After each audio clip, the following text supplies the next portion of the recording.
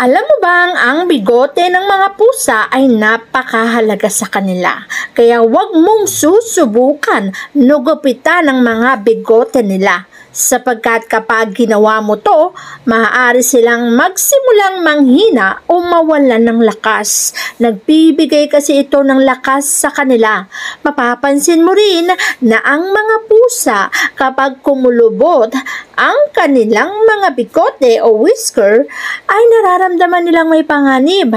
At kapag maayos naman ang sistema ng bigote nila, walang panganib na darating sa iyong tahanan.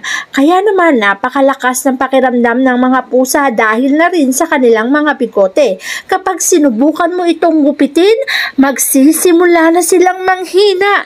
Magsisimula na silang matakot, mangamba, sapagkat ito na rin ang magiging daan para sila ay manghina. Kaya kung ayaw mo